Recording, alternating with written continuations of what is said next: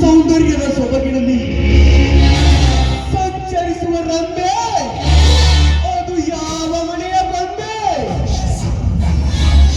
ಈ ಸುರ ಸುಂದರಿಯ ಸವಿಯ ಸುಖ ಪಡೆಯಲೇಬೇಕು. ಯಾರು ನೀನು? ಓಹೋ, ನೀನು ನಮ್ಮ factory manager. Yes, you are right. ನಾನೇ ನಿಮ್ಮ ಫ್ಯಾಕ್ಟರಿ ಮ್ಯಾನೇಜರ್. ಯಾಕೆ ಭಯನಾ? ಭಯ ಬರಲು ನೀನೇನು ಹುಲಿನ ಇಲ್ಲ ಕರಡಿನ? ನೀನೇಕೆ ಕಾಡಿಗೆ ಬಂದೆ ಅಕ್ಕತ್ತೆ? ಸುವರ್ಣ, ಹಸುವಿನಿಂದ ಕಳವರಿಸುವ ಈ ರೌಡಿ ರಾಜನಿಗೆ ನೀನು ಪ್ರೇಮ ಲೋಕ ತೋರಿಸಬೇಕು. ಈ ಕಾಡಿಗೆ ಕಾಲಿಟ್ಟೆ. ರಾಸ್ಕಲ್, ನಿಮ್ಮಂತವರಿಗೆ ಪ್ರೇಮ ಲೋಕವನ್ನು ತೋರಿಸುವ ಹೆಣ್ಣು ನೋಡು. ನಾನು ಈ ಊರ ಆಗರ್ಭ ಶ್ರೀಮಂತ ನಂಜೇಗೌಡನ ತಂಗಿ ಇದ್ದೇನೆ. ಚೆನ್ನಾಗಿ ತಿಳಿದುಕೊಂಡು ಮಾತನಾಡೋ ನಾಯಿ. ತಿಳಿದುಕೊಂಡು ಮಾತನಾಡ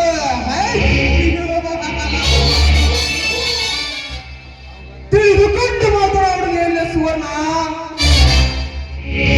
ಹೊರೆಯೆಂಬ ನಿನ್ನ ಹಾರಿನ ನೊರೆ ಉಕ್ಕಿ ಬೀಳುತ್ತಿದೆ. ಅದಕ್ಕೆ ಕುಕ್ಕಿ ತಿನ್ನಬೇಕೆಂಬುದೇ ನನ್ನ ಹಠ. ಹಠಕ್ಕೆ ದೋಣಿನ ಘಟವನ್ನು ಕಾಯ್ದುಕೊಳ್ಳಬೇಡ. ಅದು ಅಧಿಕಾರ ಇಲ್ಲ. ದೋಣಿನ ತಾಳಿ ಕಟ್ಟಿದ ಗಂಡನಿಗೆ ಮಾತ್ರ. ಉಕ್ಕಿ ಬೀಳುತ್ತಿರುವ ಹಾಲಿನ ಮೇಲೆ ನೆಕ್ಕಿ ನೋಡಲು ಬಂದರೆ ನೆಕ್ಕಿನಂತೆ ಬಾಯಿ ಸುತ್ತುಕೊಂಡು ಹೋಗಬೇಕಾಗುತ್ತೆ. ಆಮೇಲೆ ಎಚ್ಚರ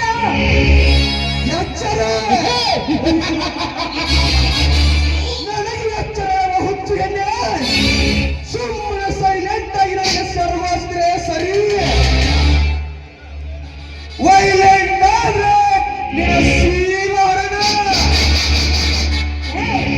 ಲೋಪಂತನ ಮಗನೇ, ನನ್ನ ಸೀಳಕ್ಕೆ ಕೈ ಹಾಕಿದ್ದೆ ಆದ್ರೆ ಚಪ್ಪಲಿಂದ ಹೊಡೆದು ನಿನಗೆ ಬುದ್ಧಿ ಕಲಿಸಬೇಕಾಗುತ್ತೆ. ಆಮೇಲೆ ಜೋಕೆ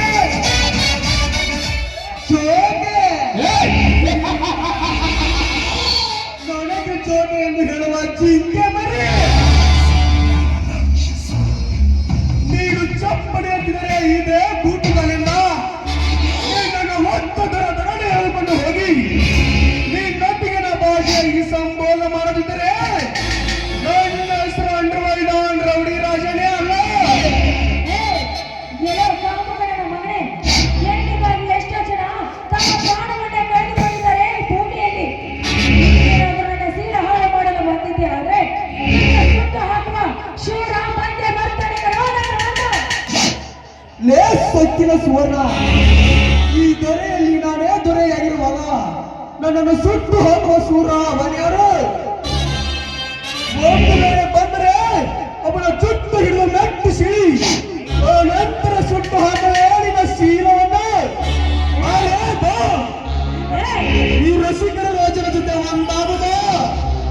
ಹೆಣ್ಣಿನ ಕೈ ಬಿಟ್ಟು ಮಗಳ ನೀಚ. ಹೆಣ್ಣಿನ ಶೀಲವನ್ನು ಹಾಳು ಮಾಡಬೇಕು ಅಂತ ಹೋಗಿ ಹಿಂದೆ ಭಸ್ಮಾಸುರ ತನ್ನ ಹಸ್ತದಿಂದ ತಾನೇ ಸುಟ್ಟುಕೊಂಡು ಹೋದ. ದ್ರೌಪದಿಯ ಮೇಲೆ ಮನಸ್ಸು ಮಾಡಿದ ಕೀಚಕ ಭೀಮನ ಕೈಯಲ್ಲಿ ಸತ್ತು ಹೋದ. ಅದರಂತೆ ನೀನೇ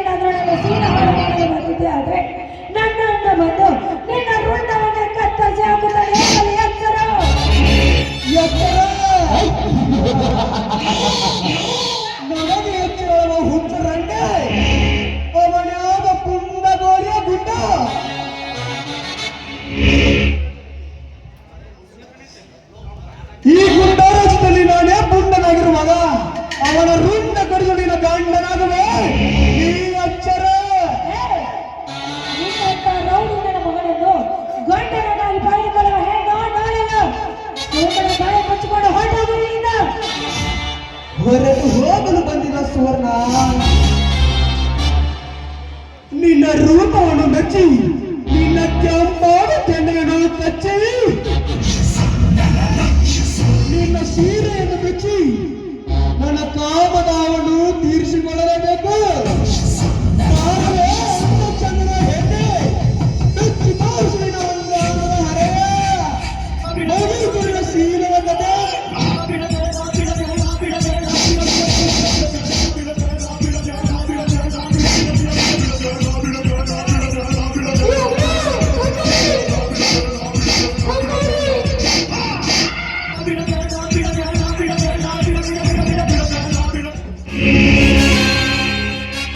ಏ ಅಲ್ಕ ನನ್ನ ಮಗನೇ, ಹೆಣ್ಮಕ್ಳಿಟ್ಟು ಅಸ್ತ್ರ ಕುಂಕುಮನೆ ನಮ್ಮ ನಾಡಿನ ಬಾವುಟ ಮಾಡಿಕೊಂಡಿದ್ದೇವೆ.